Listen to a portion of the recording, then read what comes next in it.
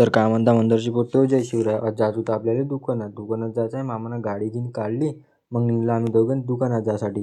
पहिला आलो बस स्टँडवर आलो. आज कोणीच नव्हतं बस स्टँडवर, सुनसान होतं भाई. फक्त एक ट्रक उभं होतं. सकाळचा वेळ होता ना, कोणीच नव्हतं. थंडी पण लागत होती.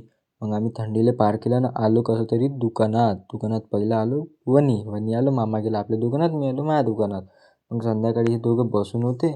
मग तेवढ्यात आला रोहनदा म्हणे प्रथम मला म्हणे दाढीला कट मारून दे म्हणे. म्हटलं ठीक आहे ना. मग दादाला दाढीला कट मारून दिली. तेवढं झालं सूरजदा म्हणे प्रथम एक नंबर व्हिडिओ बनवते भाई तू म्हणे. मला थँक्यू दा म्हणलं, असंच प्रेम राहू द्या म्हणलं तुमचं. मग तेवढ्यात झाला यांचा झगडाच चालू. मी म्हणलं झगडत का नाही तुम्ही? अरे भाई म्हणे यानं माझे पैसे घेतले देतच नाही म्हणे. मग हे लागले याच्या उरावर बस आले. त्यानं मग त्याच्या खिशाला पकडलं. त्या खिशाला पकडलं का कायले पकडलं का तुम्ही सांगायचो कमेंटमध्ये. मग यांना झगडा बिन पाहिला आणि मग निघलो मी घरी जायसाठी निघलो. आता तुम्ही म्हणाल ही गर्दी कशाची? ही गर्दी आहे भाई आजच्या बाजाराची. आज होता रविवार. मग ह्या बाजाराला पाहिलं ना. मग पहिला आलो भाई पेट्रोल पंपवर. गाडी म्हणे भाऊ भूक लागली म्हणे. तू म्हणे काहीतरी 5 म्हणे नाही तर 4 म्हणे.